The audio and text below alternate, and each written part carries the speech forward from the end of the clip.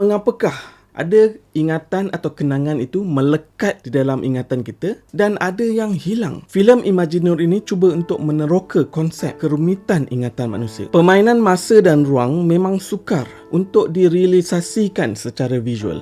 Ia satu konsep yang abstrak dan 100% bergantung kepada pembikin filem itu sendiri untuk menerjemahkannya dalam bentuk visual. Filem Imagineur ini diarahkan oleh Nik Amir Mustafa, seorang pengarah filem yang pernah diangkat sebagai pengarah yang terbaik di Festival Filem Malaysia. Dan kali ini Nik Amir kembali dan berganding sekali lagi bersama Reza Minhad selaku penulis untuk menghasilkan filem Imagineur yang sekali lagi meneroka keindahan minda manusia seperti filem Kill dan filem Terbaik dari Langit sebelumnya. Untuk filem Imagineur ini, ia bermula dengan secara tiba-tiba dan penonton telah diberi tugasan seawal minit pertama tanpa sebarang amaran. Untuk mereka yang leka dari memberikan perhatian yang sepenuhnya, mereka akan kehilangan rentak seketika. Walau bagaimanapun, untuk tidak membebani penonton dalam merangka keseluruhan jalan cerita di dalam minda masing-masing, Nik Amir menggunakan konsep permainan masa dengan paparan gambar yang berulang sebagai isyarat visual.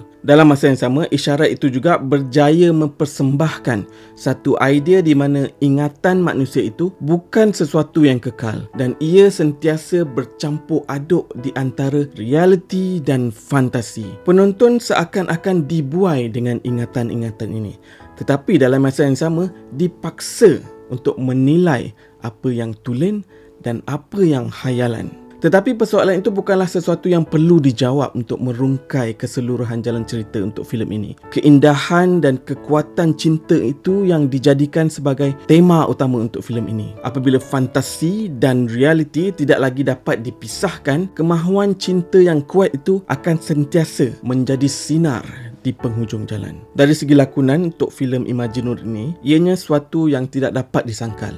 Kesungguhan Beto dan Diana Daniel dalam membawakan watak masing-masing memang terselah. Beto berjaya menyampaikan pelbagai emosi yang kompleks dengan hanya beberapa gerak isyarat atau ekspresi yang halus. Beto dan Diana sentiasa memberikan sesuatu yang bermakna untuk membolehkan penonton merungkai sedikit demi sedikit situasi yang sebenar. Tidak dilupakan juga dengan watak-watak pembantu yang lain seperti Aflin Syauqi, Nadia Nisa dan Fatimah Abu Bakar yang masing-masing menyampaikan dialog dengan berkesan. Walaupun ada kalanya seperti bersahaja, ianya masih berada di dalam ruangan realiti yang sedia ada itu. Tetapi adakah filem ini filem terbaik daripada Nik Amir? Filem ini adalah satu idea yang sangat ambitious dan Nik Amir secara relatifnya berjaya menyampaikan apa yang diperlukan. Tetapi konsep yang abstrak itu tidak diterokai sepenuhnya dalam bentuk penulisan maupun visual.